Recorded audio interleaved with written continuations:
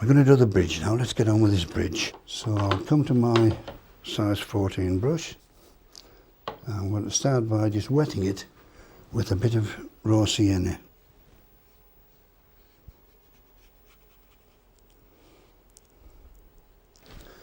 And I want some Payne's grey, a bit of cobalt blue, and I'll just add a bluey tint in there. It's much lighter down here.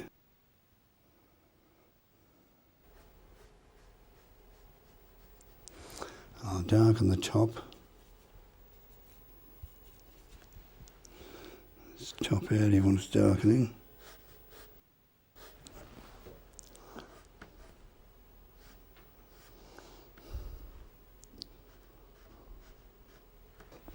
Right, I'm going to use the Wonder knife now, and I'm going to use the corner, and I'm going to just give the impression that it's a stone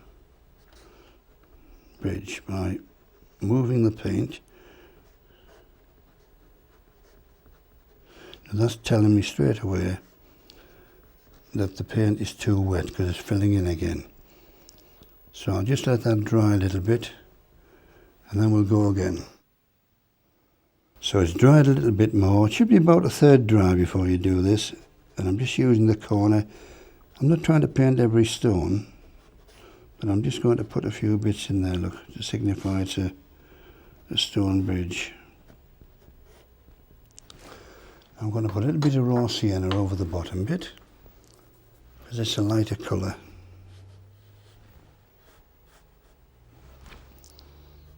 I'll just paint that around there like that.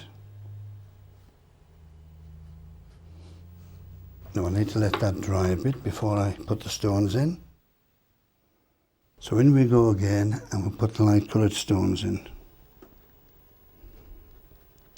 Just using the corner, this corner here, the point of the Wonder knife.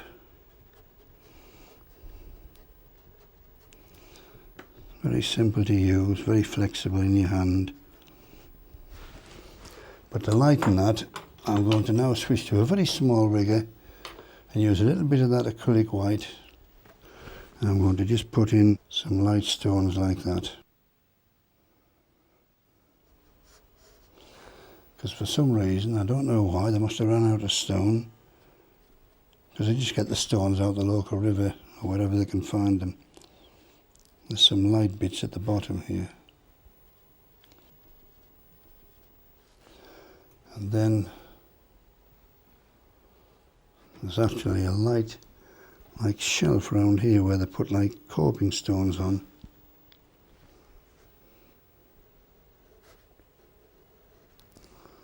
Around the top here, so I'm just using a bit of this acrylic white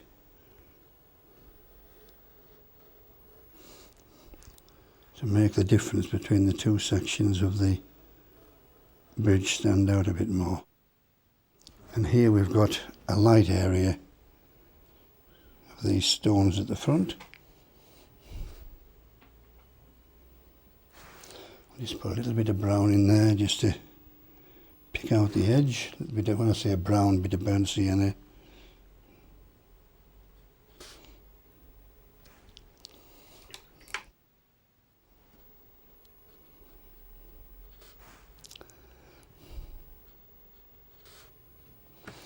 Right, let's put in this, there's a little path here, so we'll put that in using a bit of Payne's grey, cobalt blue. I want it to be very light because the path goes across like that.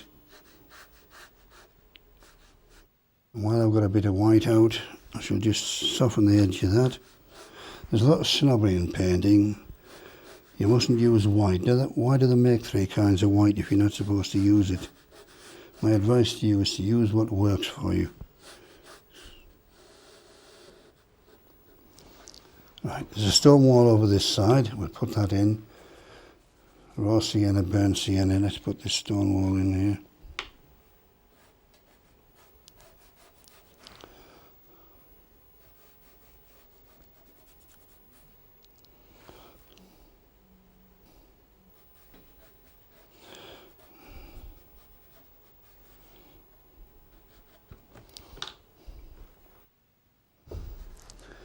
Just put the coping stones in first. And again we'll pick out some stonework just to signify that it's a stone wall. Again, it's too wet, so we'll need it to dry for a few minutes. Right, it's about a third dry now, so that's better. Look, the shape of the stones will stay now. Timing's all important in watercolours. Right, let's put this grass in. Using the 1.5" Sky texture brush, I will start by brushing in a nice soft raw sienna.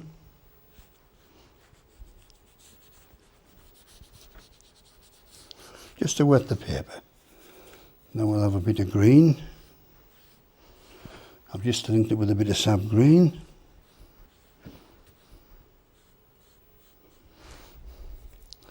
Bit of darker green, bit of Payne's grey.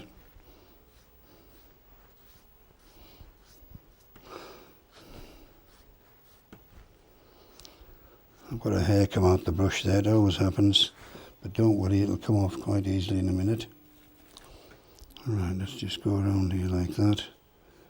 Add a few darker bits.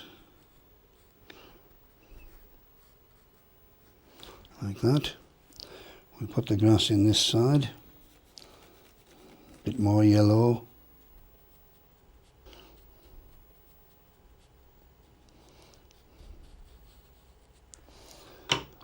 Back to the round brush.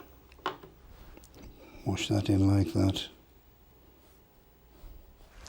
Then a bit of burnt sienna and Payne's grey to get a darker colour here for the riverbank.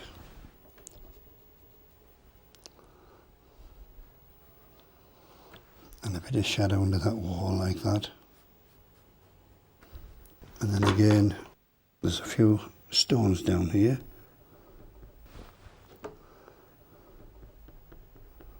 So we'll put those in like that. Bit of clean tissue. And we'll just go across here, a few light bits in the grass here.